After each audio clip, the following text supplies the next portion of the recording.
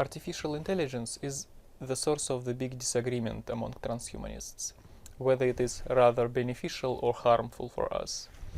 The answer depends on three parameters: the value of the humanity as a whole, the chance that human scientists find the solution against aging in our lifetime, and the chance that the AI will destroy everybody. The value of the humanity for me is zero.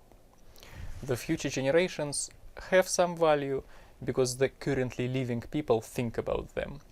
But without us, the future generations are worthless. Antinatalists helped normalizing it by suggesting that it's okay for the humanity to not exist at all. Regarding our chance for success, nobody knows, it's all speculations.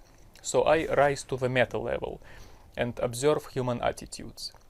We have a well-known tendency to expect breakthroughs, which never happen. Antioxidants were hyped, now we know they protect cancer. Stem cells injections are creating cancer. Telomere lengthening is just targeting the marker of aging. So by using inductive reasoning, I conclude that if somebody is promising a quick solution against aging, most probably it is an exaggeration at best and a scam at worst. The same goes for the fear of the new technology. People used to be afraid of trains because they are too fast, or telephones, and it's all unjustified. So by using Bayesian reasoning, I think that the next predicted apocalypse will not happen, most probably. Sometimes I use shifting the burden of proof, because I was asked point blank, why wouldn't AI kill us? Well, why would it? AI is a tool and intelligence. Normally our tools are beneficial for us. If I have a hammer, I can smash my finger, but most probably I will benefit from it. The same goes for intelligence. If I have an intelligent neighbor and a stupid neighbor, I should be more afraid to be harmed from the stupid neighbor. He can become a thug and rob me, while I will most probably benefit from the intelligent neighbor. So if you think that in this particular case, our tool, which is intelligence, will be rather harmful, you need to provide the proof, because it is unusual.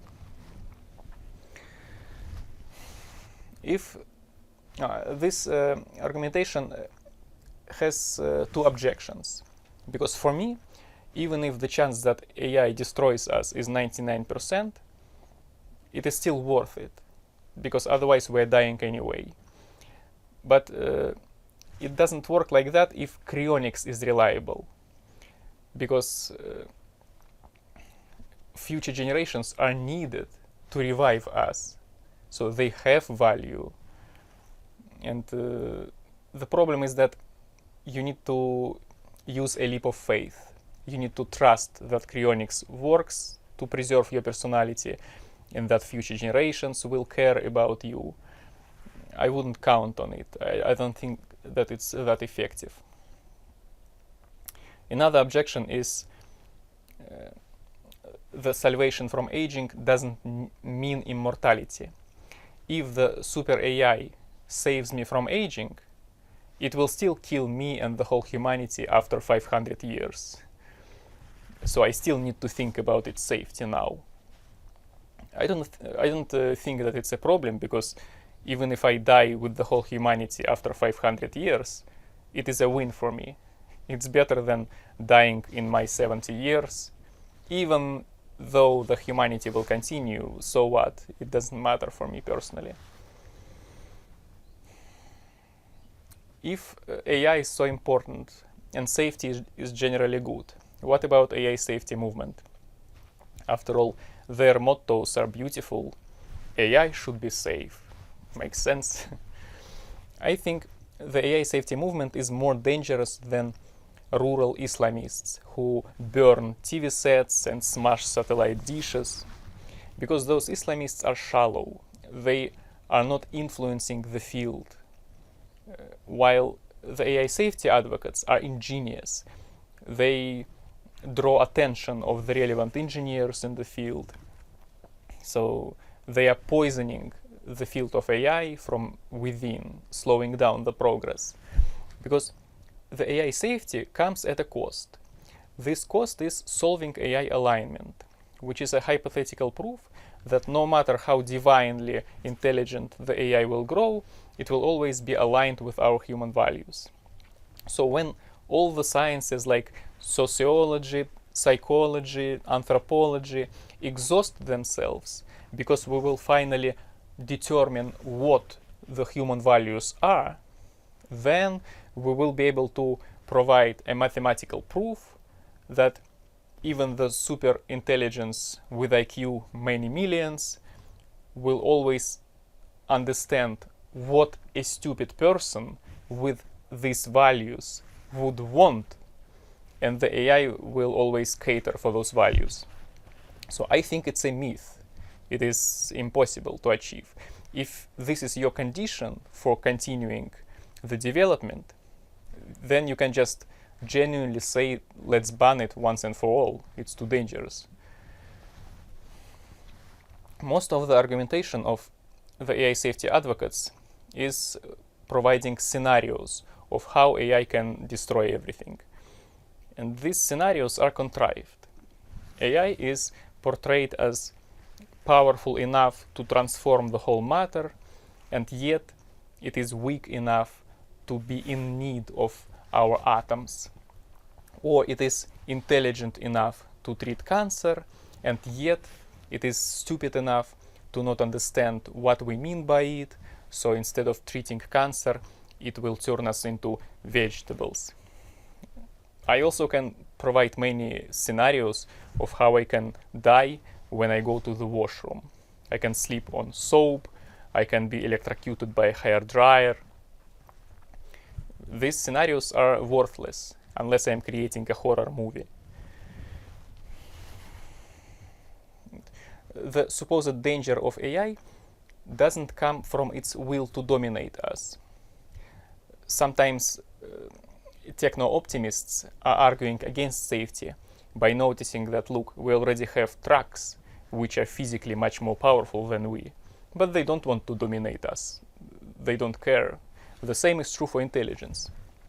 This argument doesn't work because the danger of AI comes from the difficulty of designing goals. And also its danger doesn't come from bugs. Even if the code is perfectly clean, still it's impossible to predict all the nuances of the functioning of the super AI. And some examples are completely ridiculous. For example, I can't wait till an averagely strong AI solves aging and then quickly plug it out so that it doesn't evolve further into the divine super AI, losing its alignment with my values.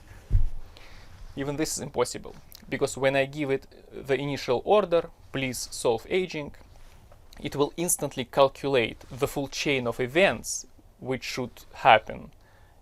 And in this chain, there will be the protection of the AI against me.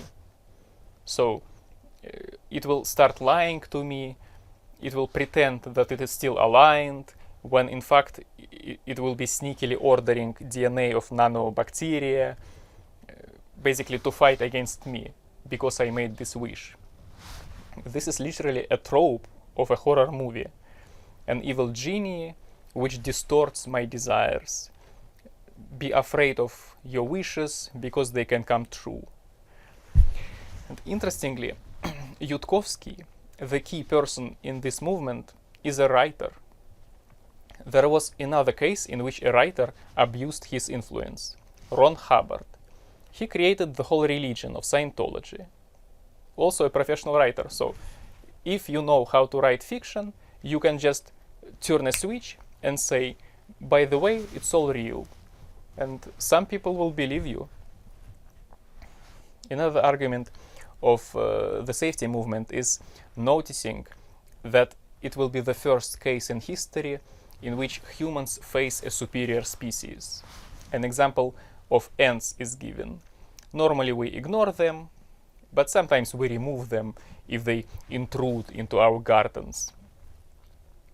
This example is not accurate enough because ants and humans are two branches on the tree of life.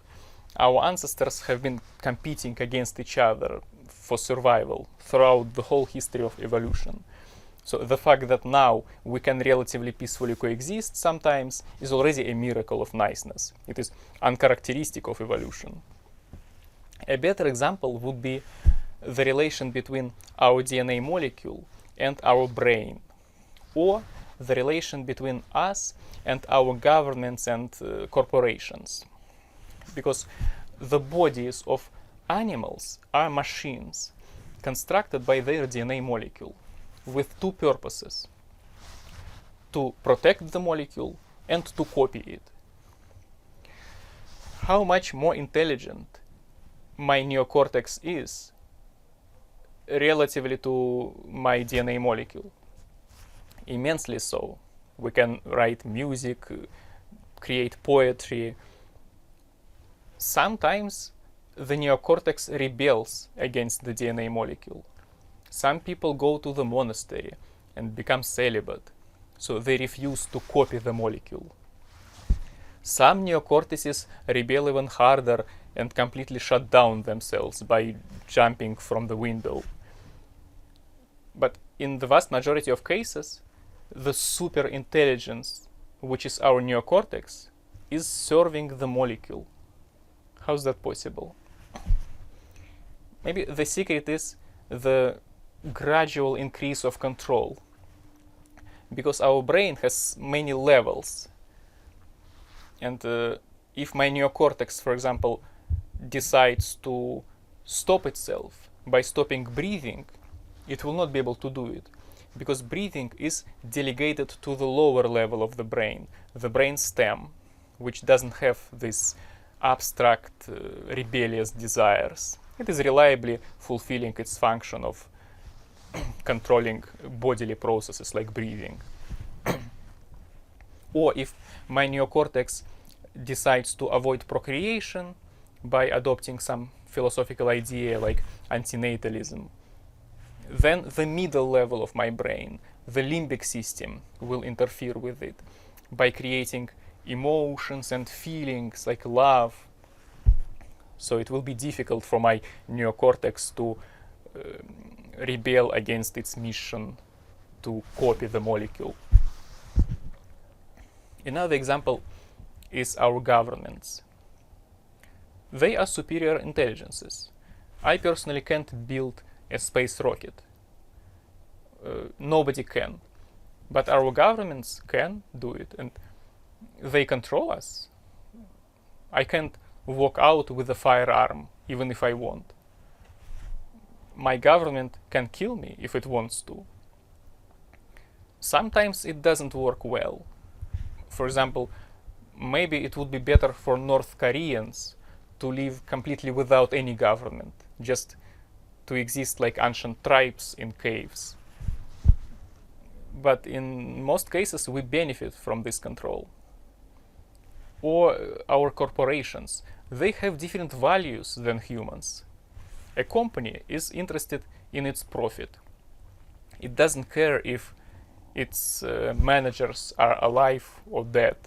The whole staff can change, the boss can die, but the company will still be thriving, it will be increasing its profit. And yet we humans willingly combine ourselves to form those superior intelligences which are going to control us. So AI can be dangerous, just like trains are more dangerous than horses and nuclear plants are more dangerous than wind generators. But we don't need a political movement advocating the safety of these creations. It is the engineering task. It is the job of programmers and architects who are actually creating the thing. And if you want to stop its development by bombing data centers, you need to provide better reasons for that than scenarios of how it can go wrong.